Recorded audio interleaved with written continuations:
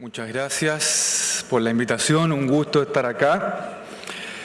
Y vamos a hablar en forma muy general y muy breve, para no aburrirlos, del sistema de resolución de conflictos que está implementado en Chile para la resolución de todas las discrepancias que hay o se pueden producir entre los distintos agentes que operan en el sector eléctrico, que es un esquema que se implantó a partir del año 2004, o sea, ya lleva más de 10 años en operación, y ha resultado o ha sido evaluado como bastante exitoso, y esa es la razón por la cual eventualmente puede ser conveniente explicar un poco esa experiencia acá. Entiendo que hay algún interés eventualmente o ha habido alguna discusión respecto a la instalación de un esquema de resolución de conflictos como ese. No traje una presentación, así que solamente para captar la atención de ustedes, ¿eh? Y me miren a mí nomás. A ver, en Chile tenemos un sistema, un sector eléctrico muy parecido al colombiano. A partir de 1980, ya hace varios años, se implantó una reforma que segmentó el sector eléctrico, la infraestructura, los agentes en los clásicos segmentos de generación, transmisión y distribución. En el caso del segmento de generación se implementó un modelo de mercado competitivo, ¿eh? Donde empresas privadas desarrollan la infraestructura tomando decisiones solamente mirando sus rentabilidades, mirando los precios, las expectativas económicas, y van de esa forma generando el desarrollo. En el caso de la transmisión y la distribución, son monopolios naturales. Bueno, ahí se implantó un régimen de acuerdo a esas características que los reconoce como monopolio y por lo tanto están sujetos a un régimen de obligaciones y fijaciones de tarifa. Todos los agentes, los tres segmentos del sector eléctrico en Chile, en todos sus aspectos, están en manos entonces de empresas privadas, relegándose el Estado, quedándose solamente con la función de regulación y fiscalización. Siendo así, la posibilidad entonces de que emerja una cantidad de conflictos entre las empresas eléctricas, sean generadoras, transmisoras o distribuidoras, y el regulador es una cosa de cada día, ¿no es cierto? Fijaciones tarifarias, actuaciones del regulador que eventualmente las empresas perciben que han sido perjudicadas, ¿no es cierto? Durante la historia han podido recurrir, como siempre, a órganos jurisdiccionales o administrativos. Por ejemplo, la Contraloría, ¿no es cierto? Un decreto de fijación tarifario,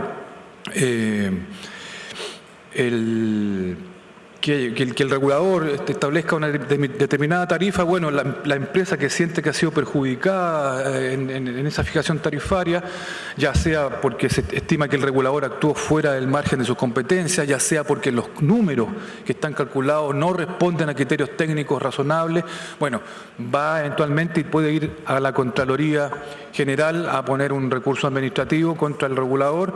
Y si lo estima o si estima que eso no es suficiente o no será adecuado, puede también recurrir a la justicia ordinaria. Se va en un juicio ordinario contra el regulador, ¿no es cierto?, una demanda por varios millones de dólares.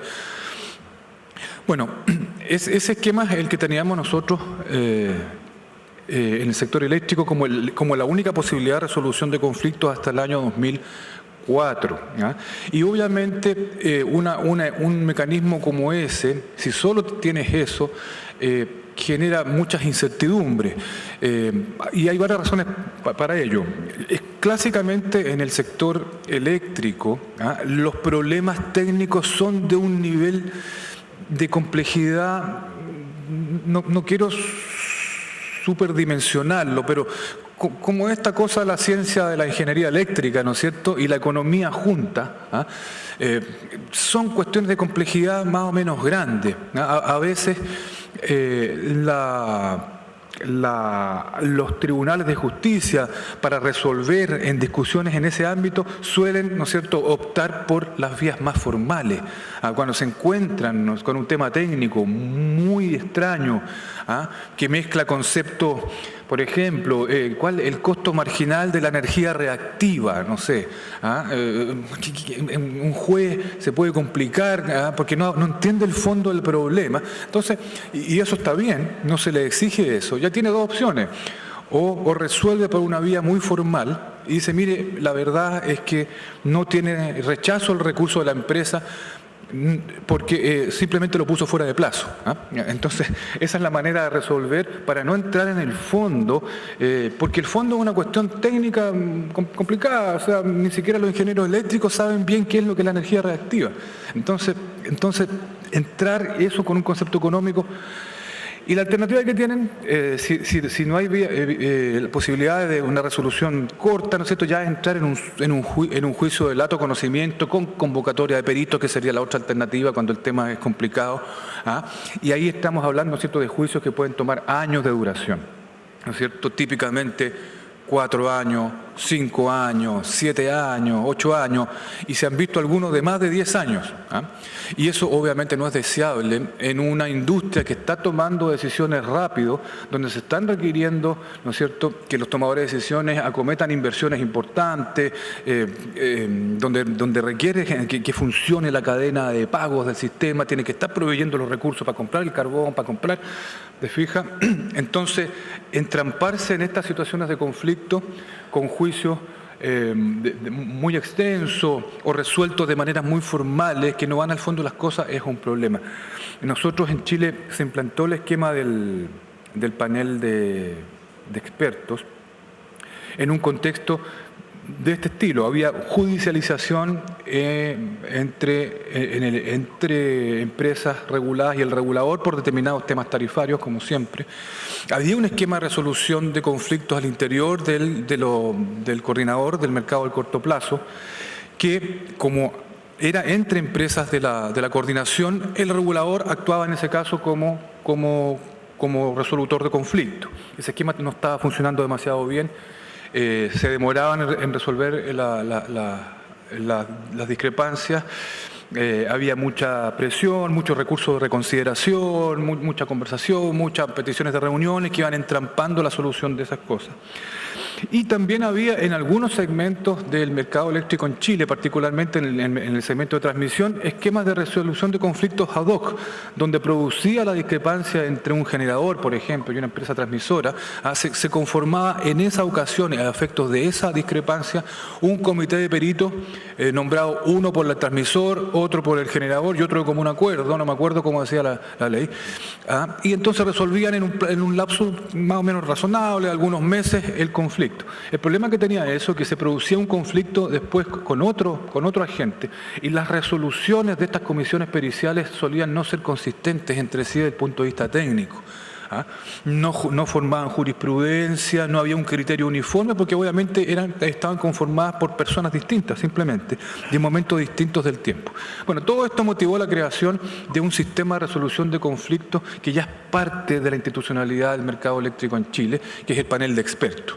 El panel de expertos es un órgano independiente, es nombrado por el Tribunal de Defensa de la Libre Competencia en Chile, y está conformado por 7 profesionales, 5 ingenieros o economistas, dice la ley chilena, y 2 abogados. Y entre ellos, ¿no es cierto?, que no dependen de ningún ministerio ni dependen de nadie, solo dependen de su constitución legal, a ellos les son sometidos los conflictos que se suscitan en el sector. Ahora, y esto es una cuestión bien importante, no es todos los conflictos que se pueden suscitar en un sector como el sector eléctrico, que puede ser de toda índole, ¿no es cierto?, técnica, económica, jurídica. No, el tribunal, el panel de expertos no es un tribunal. No es un tribunal. Lo que es una comisión de peritos que se instala para resolver una lista de posibles conflictos en materias bastante específicas. Por ejemplo, la ley eléctrica chilena dice, bueno, la Comisión Nacional de Energía, que es el regulador, elaborará un informe técnico con los valores de los sistemas de transmisión correspondientes al próximo cuadrienio. Y son las facultades del regulador. Y a continuación la ley dice, en caso de que las empresas tengan discrepancia respecto de los valores contenidos en el informe, podrán acudir al panel de expertos a que se refiere el artículo 125 de esta ley. Y así, y va nombrando caso a caso dónde puede el panel de expertos intervenir. Es decir, el panel de expertos no es un tribunal que está ahí, ¿no es cierto?, para recibir todos los problemas, ¿no es cierto?, y los recursos que puedan ocasionarse dentro del sector eléctrico. No, el panel de expertos es un comité pericial llamado a resolver sobre un conjunto delimitado de materias específicas. Esto es bien importante, yo no lo había sopesado mucho en la presentación, pero conversando un poco acá cuando llegué a Colombia el tema me di cuenta que era muy importante. Porque entraba mucho la discusión respecto de instalar un esquema como este, si va a formar parte o no del sistema general de justicia. No, completamente lejos de aquello, completamente lejos de aquello. Es un comité, en Chile en todo caso hay controversia respecto a esto, se juntan los abogados y debaten sobre este tema. Yo no soy abogado y no pretendo debatir. Mi opinión personal, después de haber participado en la creación del panel hace muchos años, mientras yo estaba en la Comisión Nacional de Energía, y haber sido miembro del panel de expertos durante 6 años, mi opinión es que efectivamente es un órgano técnico que está ahí para, cuando es llamado, desentrabar el conflicto, y no es un tribunal. Ahora, sí, para que tenga sentido esto, los dictámenes del panel tienen que ser vinculantes. O sea, la ley es precisa en decir, una vez emitido el dictamen, no cabe ningún tipo de apelación contra el mismo. Y eso es la potencia que tiene.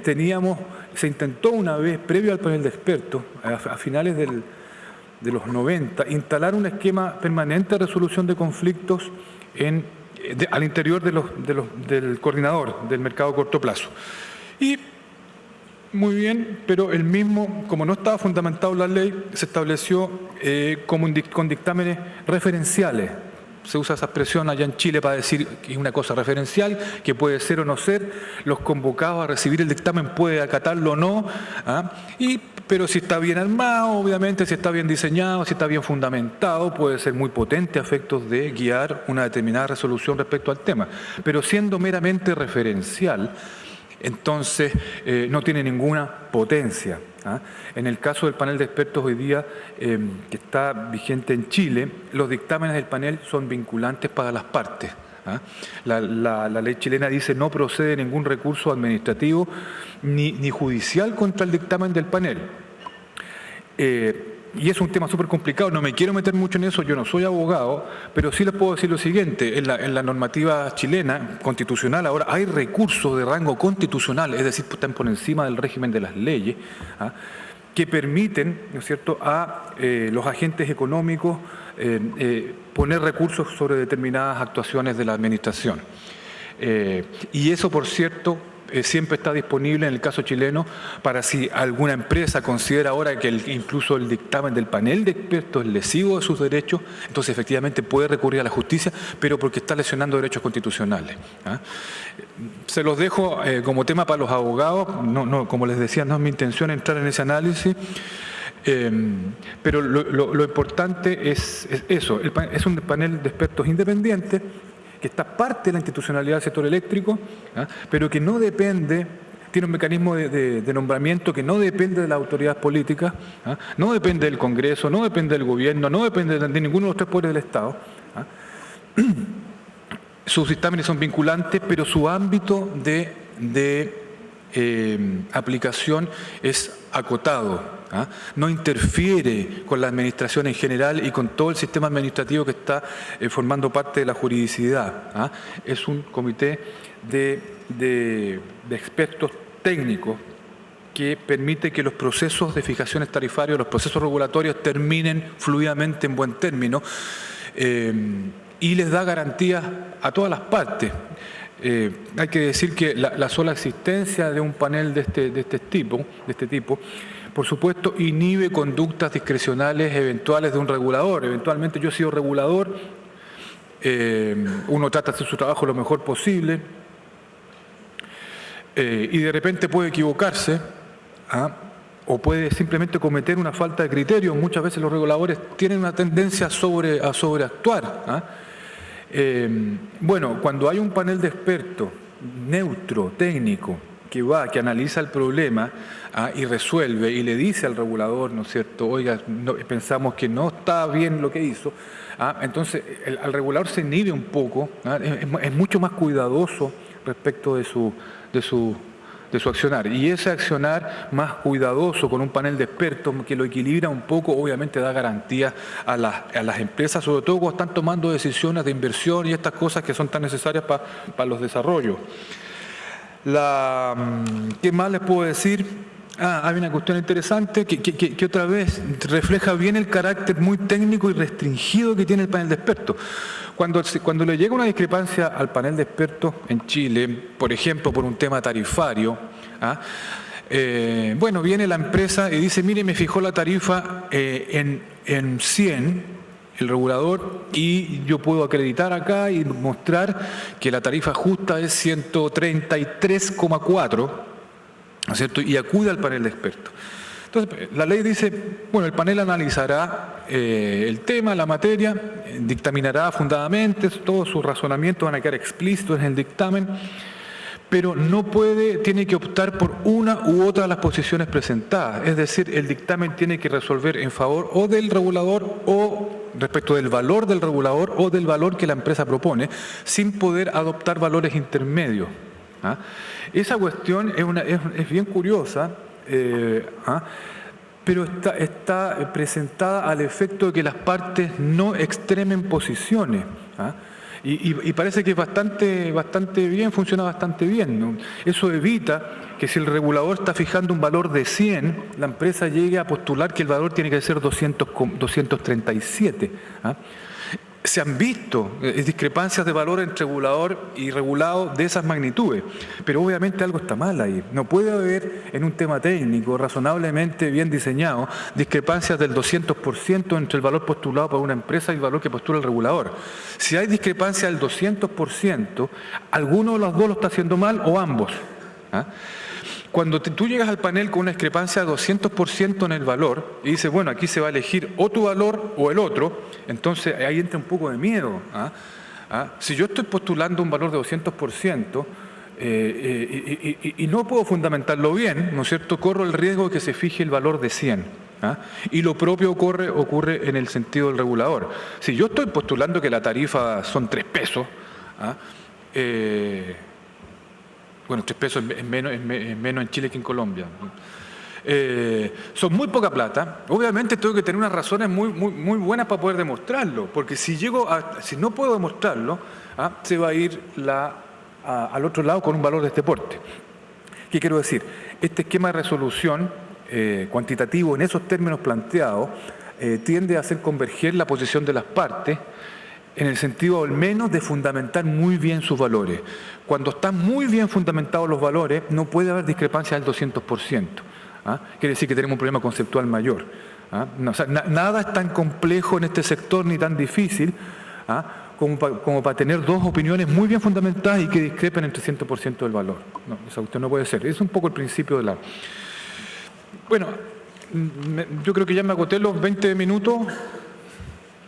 No pusieron el reloj, no lo setearon bien, dice cualquier cosa ahora, entonces me perdí. Me dijeron que también sería útil quizás responder algunas preguntas.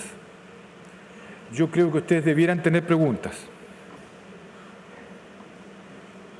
O expresé todo muy mal.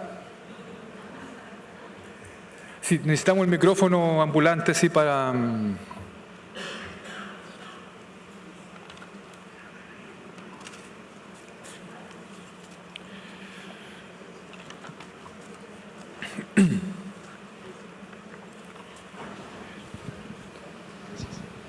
Jens Mertens, CA en Francia. Yo observo que hay mucho más penetración de energía solar en el sistema de Chile. ¿Qué conflictos tienen que resolver? ¿Qué está pasando en el momento con la integración de energías solares fotovoltaicas en Chile? Voy a responder inmediatamente a la pregunta, si no se me va a olvidar. Bueno, se pueden producir, conflictos se producen de toda índole. Hay conflictos técnicos, conflictos comerciales, conflictos regulatorios, pero hoy día A ver, los conflictos se está recién provocando en Chile una penetración importante de energías renovables. Esto estamos hablando de un fenómeno de los últimos 2 años, no más. Por lo tanto, los conflictos que son propios o que pueden entenderse propios de la tecnología renovable, en tanto tal, todavía no los estamos viendo. Pero sí tuvimos algunos conflictos del estilo siguiente: acceso, ¿no es cierto?, del sistema de los pequeños productores de energía renovable, acceso a las redes de transmisión cuando las mismas son privadas o dedicadas.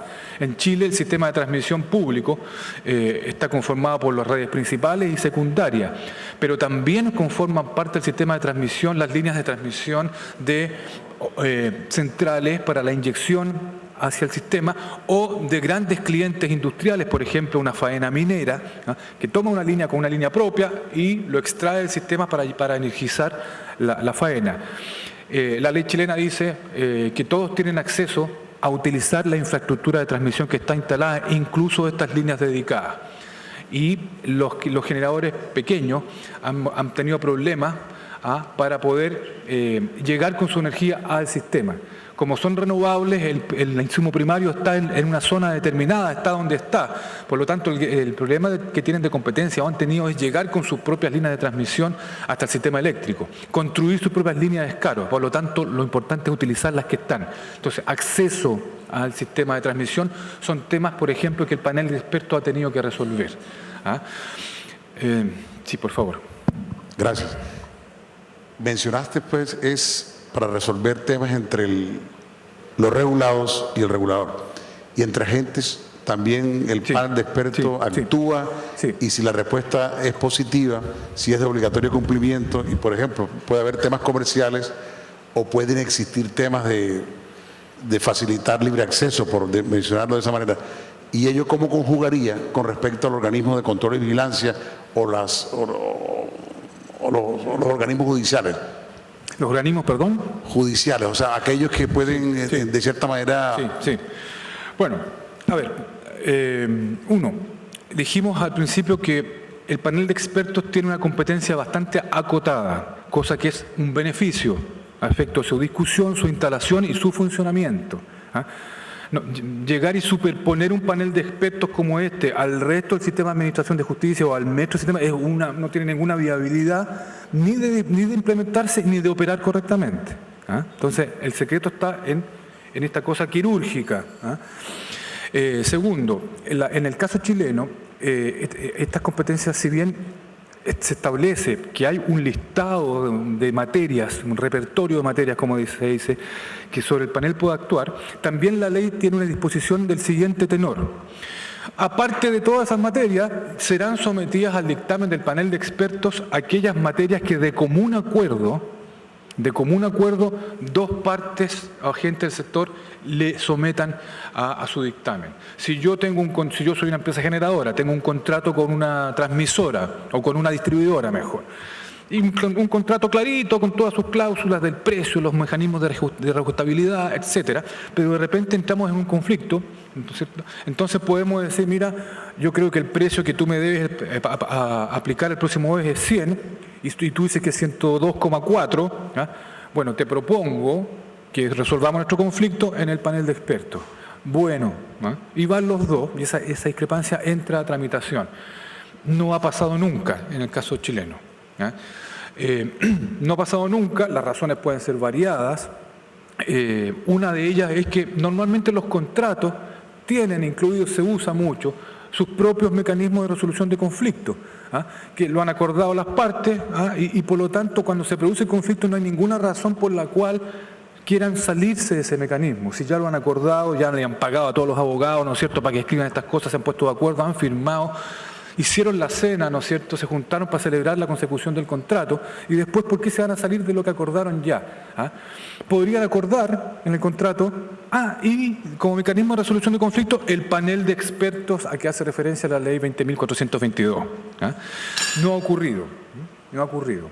Y en ese sentido, vuelvo a insistir, no hay problemas con la administración general.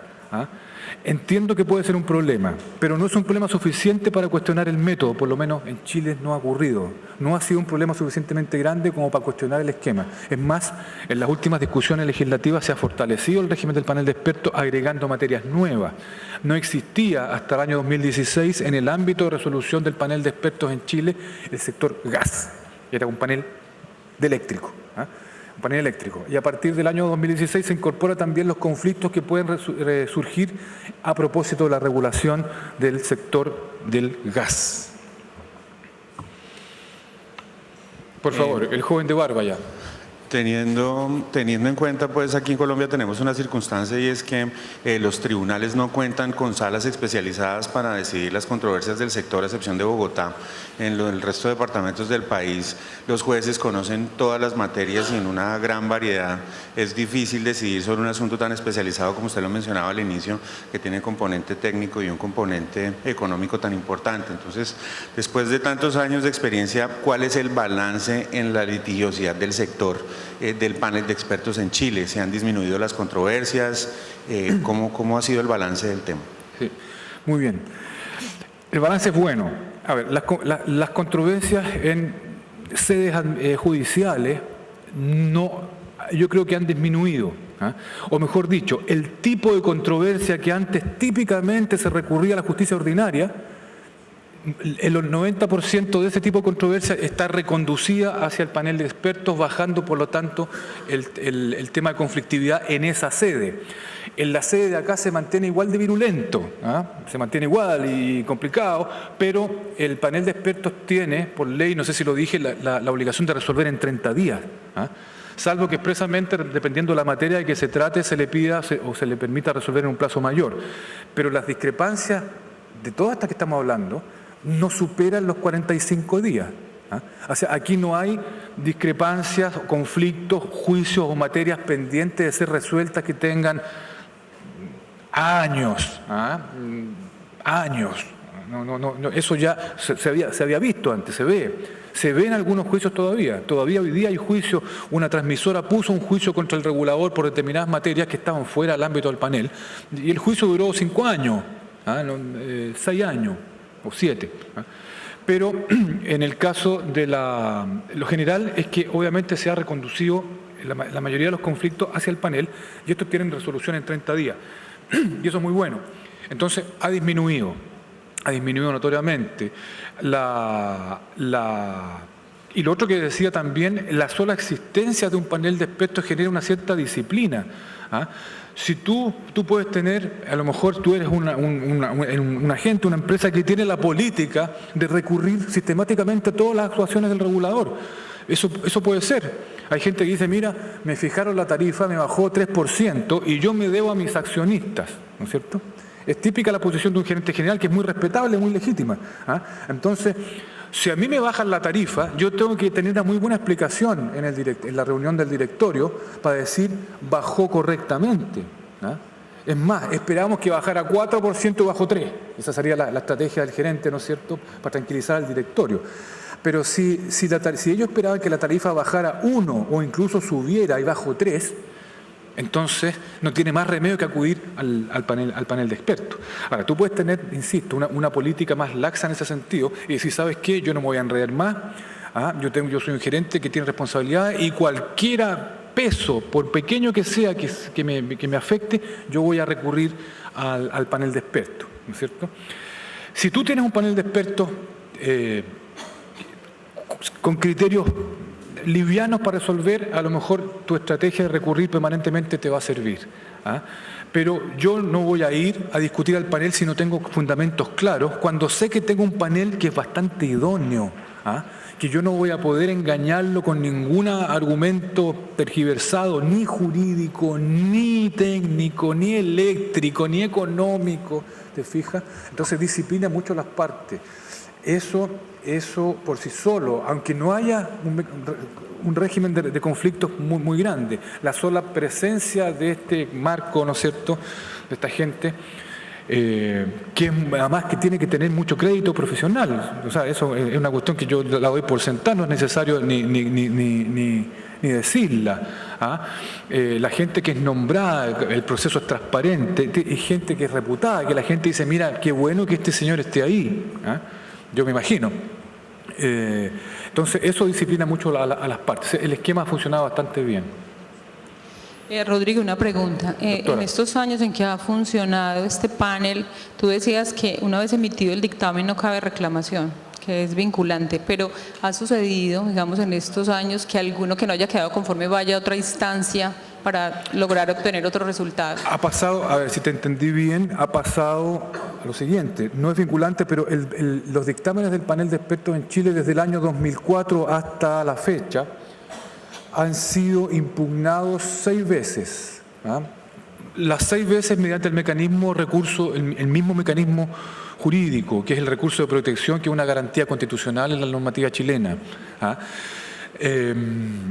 Se interpusieron recursos de protección contra dictámenes del panel de expertos en 6 ocasiones en 12 años. En todas las ocasiones el Tribunal de Justicia acogió la tramitación, es decir, ok, esto está bien presentado, voy a conocer el caso y voy a dictaminar. A veces lo rechaza antes de entrar. Dice, oiga, no corresponde porque... No, los ha acogido, lo que es la primera señal de que efectivamente la Corte también tiene o siente que tiene una posición que defender ahí y que poner, y eso está correcto. Pero en su dictamen, al final, la Corte siempre le ha dado razón al panel de expertos. Y es muy sencilla la razón, porque en el caso particular de este tipo de recursos, estos recursos son garantías constitucionales respecto a actuaciones arbitrarias, discriminatorias, caprichosas de parte de la Administración. O sea, para que prospere un recurso de esa naturaleza, tienen que concurrir las causales en forma muy clara y precisa. Y cómo un dictamen del panel de expertos puede ser caprichoso, ¿no? O sea, la ley dice, y los integrantes del panel lo cumplen pero perfectamente dentro de sus posibilidades, de todas sus posibilidades, ¿no es cierto?, en que cada dictamen tiene que estar razonado y fundado. Si yo voy a decir que me parece que el regulador tiene razón, tengo que establecer obviamente las razones por las cuales los creo y tengo que poder demostrar, mostrar y demostrar en el razonamiento del dictamen que mi posición, ¿no es cierto?, tiene fundamento o alternativamente que el regulador al cual estoy dando la razón tiene toda razón. Entonces, no tiene cómo ser reprochado de caprichoso, de arbitrario un dictamen del panel de expertos. Puede ocurrir, pero va a ser simplemente porque el conjunto de expertos, bueno, que en ese minuto tuvo algún problema mental, ¿no es cierto?, algo pasó, ¿no es cierto?, y efectivamente la Corte dice, mira, aquí no hay nada, aquí está el dictamen, dice, tiró una moneda al aire y eligió la parte B, y eso es lo que dijeron que hicieron, y eso me parece obviamente arbitrario, así que le doy la razón, ¿no es cierto?, al que está reclamando. Allá, al fondo.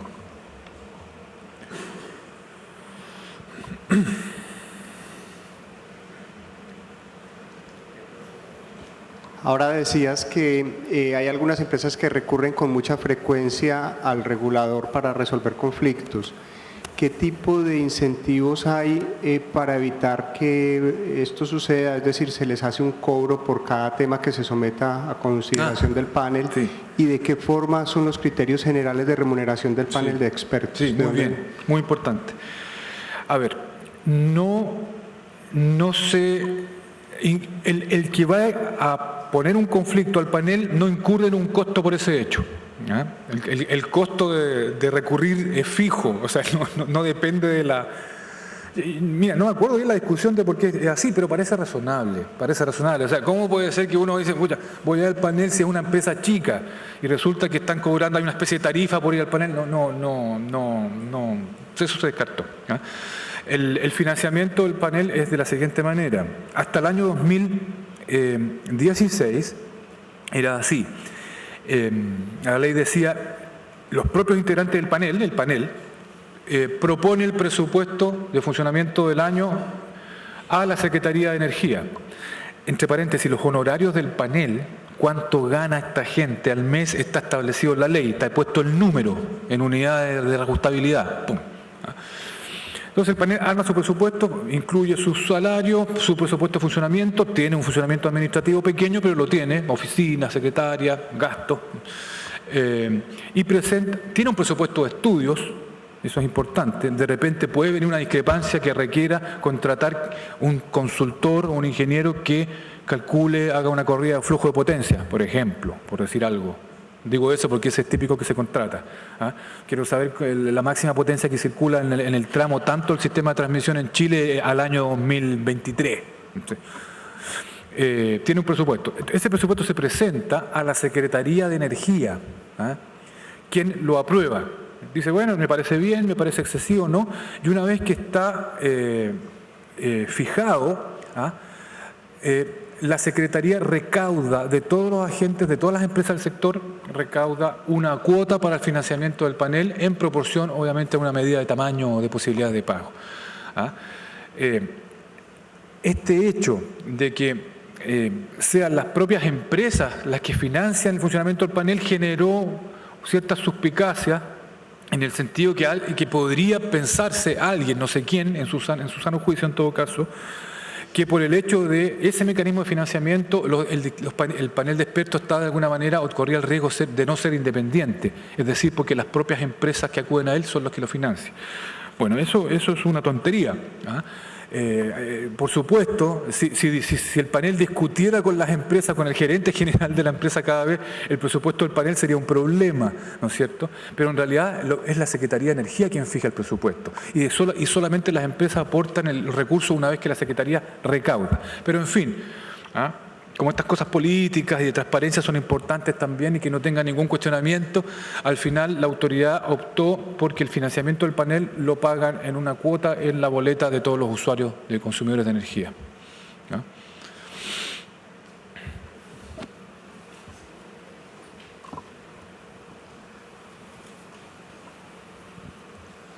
Entiendo que el panel no tiene nada, o sea, no está asociado ni al ministerio y de alguna manera tampoco está asociado al regulador, ¿cierto? Son independientes. El panel es absolutamente independiente. En el evento en que se presente como un conflicto y en ese conflicto se llegue a la conclusión que hay un vacío en términos regulatorios. Muy buena pregunta. Ahí, ¿cómo es el manejo? O sea, en cuanto a dos cosas. Una, el panel puede tomar una decisión y decir, mire, hay un vacío en el tema regulatorio y esos dictámenes del panel pueden influenciar en las decisiones del regulador para que pida otra resolución o haga una modificación. Sí. Y en un caso contrario, o sea, mejor dicho, eso puede ser adaptado regulatoriamente y se pueden dar dictámenes contrarios a la regulación en cuanto a que se fundamente que la resolución de alguna manera está afectando económicamente a las partes. Muy buena pregunta. ¿Su nombre cuál es, señorita? Sofía. Sofía. Sí. La respuesta es sí. ¿En qué sentido?